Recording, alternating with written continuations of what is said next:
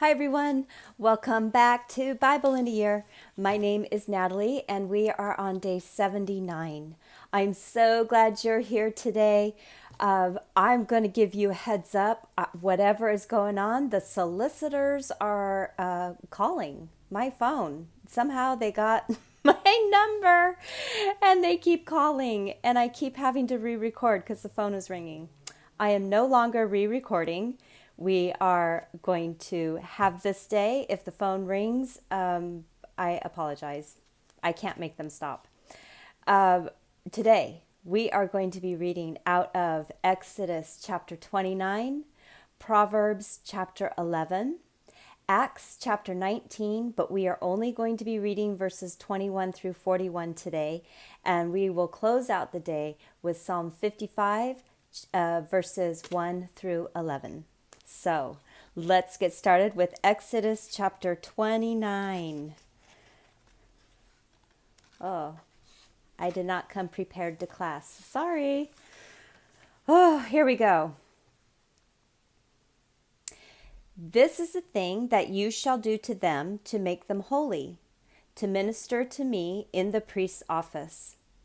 Take 1 young bull and 2 rams without defect, unleavened bread, unleavened cakes mixed with oil, and unleavened wafers anointed with oil.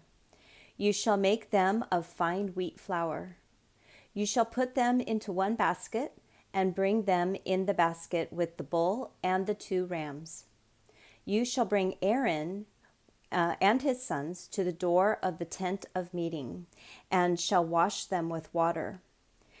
You shall take the garments and put on Aaron the tunic, the robe of the ephod and the breastplate, and clothe him with the skillfully woven band of the ephod. You shall set the turban on his head and put the holy crown on the turban. Then you shall take the anointing oil and pour it on his head and anoint him. You shall bring his sons and put tunics on them.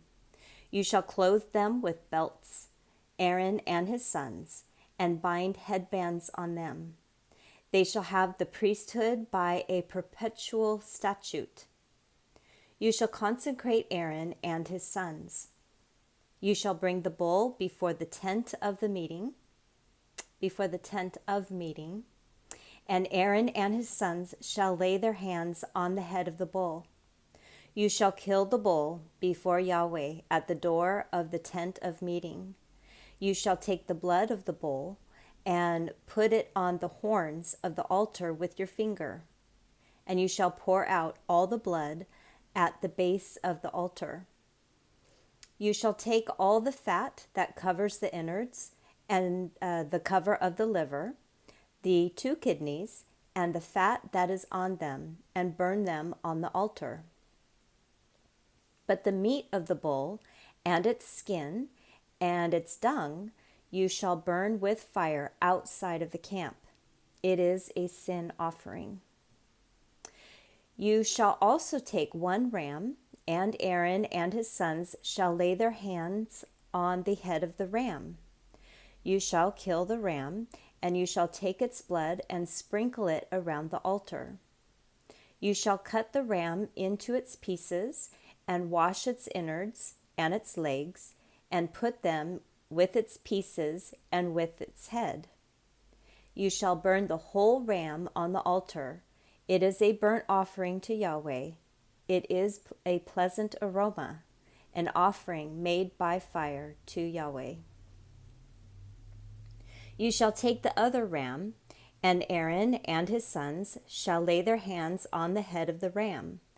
Then you shall kill the ram, and take some of its blood, and put it on the tip of the right ear of Aaron, and on the tip of the right ear of his sons, and on the thumb of their right hand, and on the big toe of their right foot, and sprinkle the blood around the altar.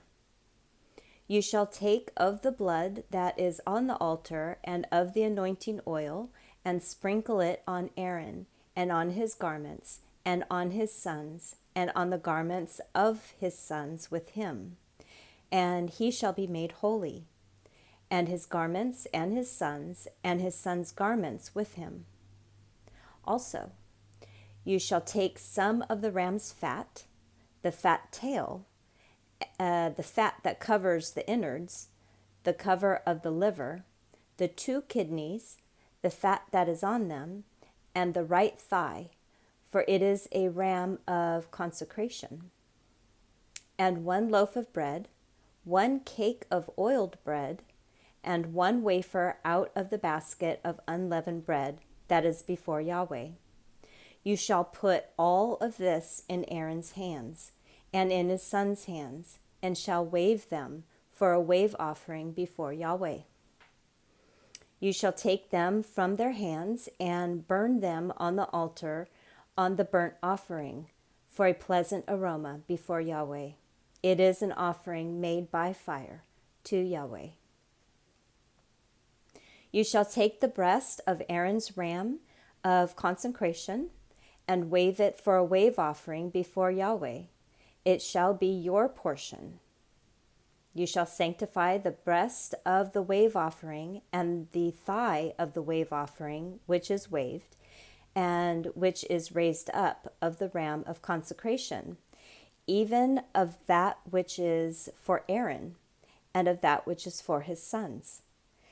It shall be for Aaron and his sons as their portion forever from the children of Israel, for it is a wave offering. It shall be a wave offering from the children of Israel of the sacrifices of their peace offerings, even their wave offering to Yahweh.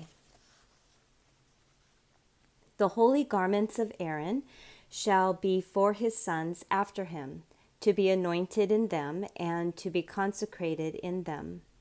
7 days shall the son who is priest in his place put them on, when he comes into the tent of meeting to minister in the holy place. You shall take the ram of consecration and boil its meat in a holy place. Aaron and his sons shall eat the meat of the ram and the bread that is in the basket at the door of the tent of meeting. They shall eat those things with which atonement was made, to consecrate and sanctify them. But a stranger shall not eat of it, because they are holy. If anything of the meat of the consecration or the bread remains to the morning, then you shall burn the remainder with fire. It shall not be eaten, because it is holy. You shall do so to Aaron and to his sons according to all that I have commanded you. You shall consecrate them 7 days. Every day you shall offer the bull of sin offering for atonement. You shall cleanse the altar when you make atonement for it. You shall anoint it to sanctify it. 7 days you shall make atonement for the altar and sanctify it, and the altar shall be most holy. Whatever touches the altar shall be holy. Now this is that which you shall offer on the altar: 2 lambs, a year old, day by day continually. The 1 lamb you shall offer in the morning, and the other lamb you shall offer in the evening. And with the 1 lamb, 1/10 part of an ephah of fine flour mixed with the 4th part of a hin of beaten oil, and the 4th part of a hin of wine for a drink offering.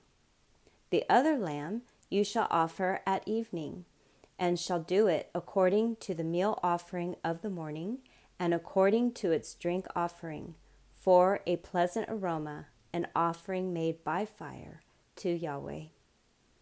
It shall be a continual burnt offering throughout your generations at the door of the tent of meeting before Yahweh, where I will meet with you to speak there to you. There I will meet the children of Israel, and the place shall be sanctified by my glory. I will sanctify the tent of meeting and the altar. I will also sanctify Aaron and his sons to minister to me in the priest's office. I will dwell among the children of Israel and will be their God. They shall know that I am Yahweh, their God, who brought them out of the land of Egypt, that I might dwell among them. I am Yahweh, their God. Oh my goodness, that is amazing. Now, I personally adore animals. I love them with everything that is within me. I tend to treat them as human, as you can tell with Fred. But there's been many animals that I've had in my life where they are human. So to read this, it can be very disturbing to me. Again, this is history, and this is the society at that time, and these were God's wishes. And quite frankly, the only way I could put a little bit of humor on it is that everyone loves a barbecue. Is that horrible to say? I'm sorry. But even the Lord loves the good smell of a barbecue. Anyways, Proverbs chapter 11. Oh. I just saw about 5 subscribers drop off. Anyways, here we go. A false balance is an abomination to Yahweh, but accurate weights are his delight. When pride comes, then comes shame, but with humility comes wisdom. The integrity of the upright shall guide them, but the perverseness of the treacherous shall destroy them. Riches don't profit in the day of wrath, but righteousness delivers from death. The righteousness of the blameless will direct his way, but the wicked shall fall by his own wickedness. The righteousness of the upright shall deliver them, but the unfaithful will be trapped by evil desires. When a wicked man dies, hope perishes, and expectation of power comes to nothing. A righteous person is delivered out of trouble, and the wicked takes his place. With his mouth, the godless man destroys his neighbor, but the righteous will be delivered through knowledge. When it goes well with the righteous, the city rejoices. When the wicked perish, there is shouting. By the blessing of the upright, the city is exalted, but it is overthrown by the mouth of the wicked. One who despises his neighbor is void of wisdom, but a man of understanding holds his peace. One who brings gossip betrays a confidence, but one who is of a trustworthy spirit, is one who keeps a secret. Where there is no wise guidance, the nation falls, but in the multitude of counselors there is victory. He who is collateral for a stranger will suffer for it, but he who refuses pledges of collateral is secure. A gracious woman obtains honor, but violent men obtain riches. The merciful man does good to his own soul, but he who is cruel troubles his own flesh. Wicked people earn deceitful wages, but one who sows righteous reaps a sure reward. He who is truly righteous gets life. He who pursues evil gets death. Those who are perverse in heart are an abomination to Yahweh, but those whose ways are blameless are his delight. Most certainly, the evil man will not be unpunished, but the offspring of the righteous will be delivered. Like a gold ring in a pig's snout is a beautiful woman who lacks discretion. The desire of the righteous is only good. The expectation of the wicked is wrath. There is one who scatters and increases yet more. There is one who withholds more than it's appropriate, but gains poverty. The liberal soul shall be made fat. He who waters shall be watered also himself. People curse someone who withholds grain, but blessings will be on the head of him who sells it. He who diligently seeks good seeks favor, but he who searches after evil, it shall come to him. He who trusts in his riches will fall, but the righteous shall flourish as a green leaf.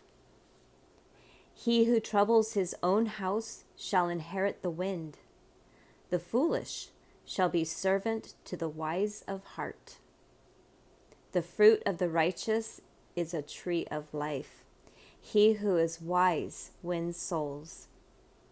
Behold, the righteous shall be repaid in the earth. How much more the wicked and the sinner? Wow. All right, Acts chapter 19, verses 21 through 41. And the phone hasn't rung. That's pretty awesome. Thank you. Now, after these things have ended, Paul determined in the Spirit, when he had passed through Macedonia and Achaia, to go to Jerusalem, saying, After I have been there, I must also see Rome. Having sent into Macedonia 2 of those who served him, Timothy and Erastus, he himself stayed in Asia for a while. About that time there arose no small disturbance concerning the way. For a certain man named Demetrius, a silversmith, who made silver shrines of Artemis, brought no little business to the craftsmen, whom he gathered together with the workmen of like occupation, and said, Sirs, you know that by this business we have our wealth. You see and hear that not at Ephesus alone, but almost throughout all Asia, this Paul has persuaded and turned away many people, saying that there are no gods that are made with hands. Not only is there danger that this our trade come into dispute, but also that the temple of the great goddess Artemis will be counted as nothing, and her majesty destroyed, whom all Asia and the world worships. When they heard this, they were filled with anger and cried out, saying, Great is Artemis of the Ephesians. The whole city was filled with confusion, and they rushed with one accord into the theater, having seized Gaius and Aristarchus, men of Macedonia, Paul's companions in travel. When Paul wanted to enter into the temple, the disciples didn't allow him. Certain also of the Asiarchs, being his friends, sent to him and begged him not to venture into the theater. Some therefore cried one thing, and some another, for the assembly was in confusion. Most of them didn't know why they had come together. They brought Alexander out of the multitude, the Jews putting him forward. Alexander beckoned with his hand and would have made a defense to the people. But when they perceived that he was a Jew, all with one voice for a time of about 2 hours cried out, Great is Artemis of the Ephesians.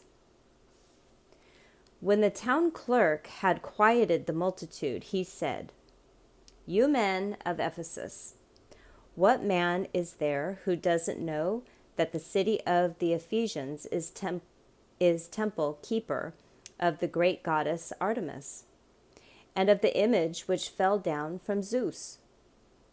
Seeing then that these things can't be denied, you ought to be quiet and to do nothing rash. For you have brought these men here who are neither robbers of temples nor blasphemers of your goddess. If therefore Demetrius and the other craftsmen who are with him have a matter against anyone, the courts are open, and there are proconsuls. Let them press charges against one another. But if you seek anything about other matters, it will be settled in the regular assembly. For indeed, we are in danger of being accused concerning today's riots, there being no cause. Concerning it, we wouldn't be able to give an account of this commotion. When he had thus spoken, he dismissed the assembly.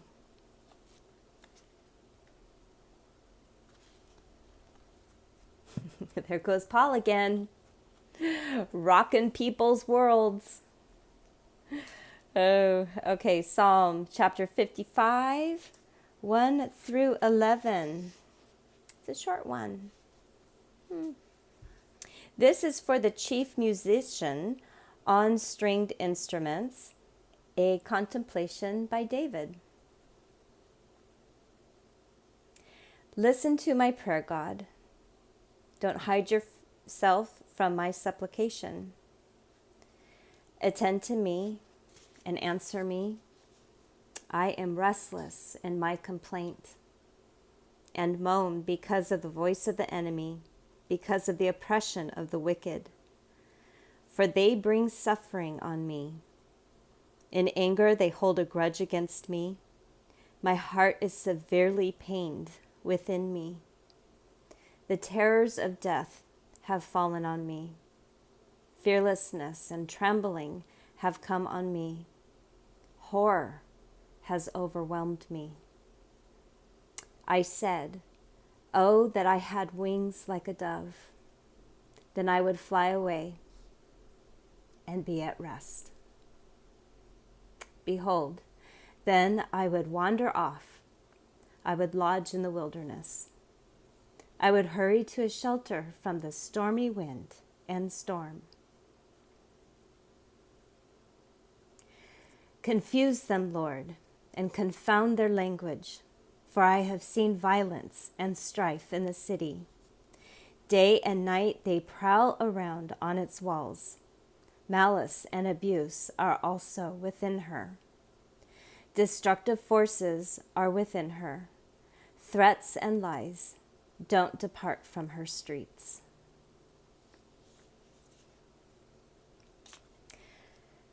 And while I feel I personally need to read on, such is the format where we close that out.